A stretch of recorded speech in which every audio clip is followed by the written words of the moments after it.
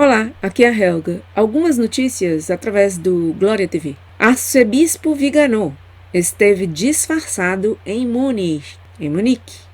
No dia 18 de janeiro, este sábado, organizou-se uma Assis Ordinata, uma manifestação em Munique, na Alemanha, sobre a qual eu já falei no vídeo anterior, para protestar contra o cardeal anticatólico Reinhard Marx. John Henry Weston, de LifeSite News, acusou Marx na conferência de imprensa de ter as mãos manchadas de sangue e agregou: Cardeal Reinhard Marx, o senhor demonstrou que é um lobo. E completa e finalizando esta notícia, o Glória TV. O arcebispo Carlo Maria Viganò esteve presente, mas disfarçado. Agora, este heróico prelado está usando barba. Realmente está irreconhecível. Como está fazendo frio aqui, estamos no inverno, ele estava bem agasalhado, com um boné, uns óculos e barba, realmente difícil de reconhecê-lo. E alguém comenta, na área de comentários do Glória TV, não deviam publicar sua foto quando ele deseja passar desapercebido. E outro responde, completamente de acordo, creio que não está bem e pode prejudicá-lo. Poderiam tirar esse vídeo antes de que o veja muita gente? Obrigado. Outro diz também, parece-me imprudente mostrar sua cara atual e o país onde está, pois seguramente se mobilizarão para desfazer-se dele. Deus o proteja sempre a esse Marte em vida. E é interessante ver esses comentários, porque a gente nota como as pessoas estão conscientes da falta de liberdades hoje, não? Que Monsenhor Viganò, pelo fato de ter enfrentado o Papa Francisco pedindo sua renúncia, é uma coisa que o deixou em situação bastante delicada, de forma que ele teve que esconder-se. Li anteriormente um artigo do LifeSite News sobre a presença de Viganò nesse protesto, e que dizia o seguinte: Viganò sai do esconderijo para protestar contra o caminho sinodal de destruição dos bispos alemães. Destruição por quê? Porque 2 bispos na Alemanha, e somente 2, o bispo Rudolf Voterholzer, de Regensburg, e o cardeal Rainer Wölki, de Colônia, alertaram contra esse processo sinodal alemão, dizendo que poderia muito bem levar a um caminho de destruição. Tão séria é a coisa. Mas, voltando aqui, o que mais diz o LifeSite News sobre este caso da aparição de Monsenhor Viganò, que é a primeira vez em que ele aparece publicamente desde que se escondeu há mais de um ano, o arcebispo Carlo Maria Viganò, e que juntou-se ontem, sábado, a outros católicos proeminentes em Munique em oração e protesto contra a Conferência Episcopal Alemã e seu presidente, Cardeal Marx. E diz mais, o denunciante do Vaticano, isso é, Viganò, juntou-se a leigos católicos para opor-se aos planos dos prelados alemães de embarcar em um caminho sinodal que, segundo os críticos, criaria uma nova igreja e que parte do ensino católico sobre vários temas, entre eles o celibato sacerdotal e a contracepção. Viganò escondeu-se, continua o LifeSite News, depois que publicou, no dia 25 de agosto de 2018, seu relatório sobre McCarrick, acusando o Papa Francisco de ignorar as restrições anteriores que o Papa Bento XVI tinha imposto sobre o cardeal Theodore McCarrick, por causa da perseguição de McCarrick a seminaristas com intenções, vocês já sabem quais, eu não devo dizer aqui porque senão eu sou censurada pelo YouTube. Viganò disse que Francisco deveria renunciar, e parece que isso não caiu bem. Mas em dezembro, continua o LifeSite News, nesse último mês de dezembro de 2019, o Papa Francisco aboliu o segredo pontifício em relação a casos, aqueles sob os quais Theodore McCarrick deveria ser perseguido. Aboliu o segredo pontifício, emitindo um decreto segundo o qual o segredo pontifício, que vincula a hierarquia da igreja à confidencialidade em assuntos específicos, não se aplica a acusações, julgamentos e decisões sobre esse tema de abutre social. Não quero dizer a palavra para não ser aqui censurada pelo YouTube. Abutre social. Use um pouco da imaginação para saber qual é a palavra a qual eu quero referir-me. Bom, isso, o fato de ter o Papa abolido o segredo pontifício, permite agora que uma pessoa apresente uma acusação de abutre social, por exemplo, bem como que alegue ter sido prejudicada e as testemunhas não sejam obrigados por nenhum vínculo de silêncio com relação a questões que envolvam o caso. Mas diz também o Lifeside News que talvez foi por esse motivo, pela publicação desse novo decreto, que Monsenhor Viganò tenha se sentido menos comedido na hora de aparecer em público e que, de qualquer forma, ele nunca deixou de levantar sua voz em relação aos importantes aspectos morais e doutrinários na atual crise da Igreja, como essa crise de abutre social, clerical, alguns desenvolvimentos problemáticos durante e desde o Concílio Vaticano II, o importante papel da bem-aventurada Virgem Maria, que ele teve que defender, não? Eu fiz um vídeo sobre o tema, ele teve que defender perante o Papa Francisco, fez uma defesa forte da Virgem Maria, e também Monsenhor Viganò levantou sua voz com relação ao recente sínodo da Amazônia, que ocorreu em Roma entre 6 e 27 de outubro de 2019. Então, aí está Monsenhor Viganò de barba e vários leitores do Glória TV pedindo que retirem a foto dele para não prejudicá-lo. Mais notícias. Um bispo mexicano, bispo de nome Raúl Vera, celebra uma missa homo. Palavra francesa esta, hein?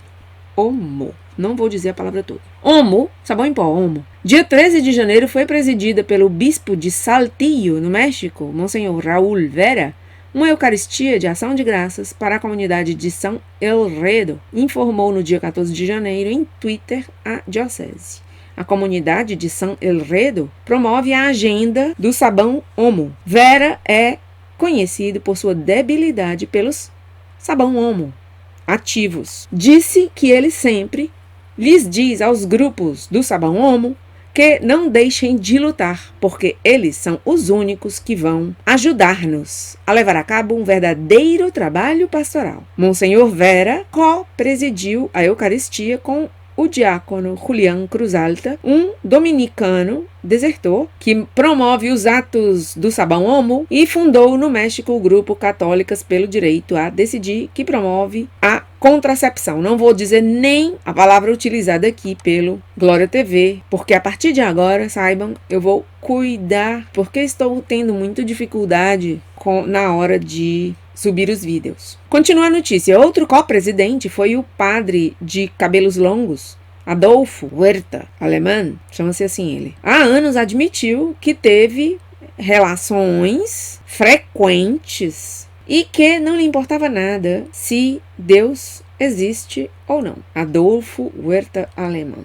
Se chama isso porque disse que não lhe importa nada se Deus existe ou não e que teve relações frequentes. Mais notícias. O arcebispo Leonard une-se a Sará e a Bento XVI na defesa do celibato. Essa é uma notícia do Info Vaticana de 19 de janeiro de 2020. Faz um chamamento a todos os bispos, estimados amigos e inimigos de Stillum Curiae. Stillum Curiae, para quem não sabe, é o blog de Marco Tosatti, o italiano vaticanista. E ele diz o seguinte nesse artigo aqui, divulgado pela Glória TV. Estimados amigos e inimigos de Stillum Curiae, o arcebispo emérito de Malinas, Bruxelas, Monsenhor André Joseph Leonard, deu a conhecer através do portal L'Homme Nouveau seu chamamento a todos os bispos e naturalmente ao pontífice reinante, em primeiro lugar, para que não toque o celibato sacerdotal para os sacerdotes de rito latino.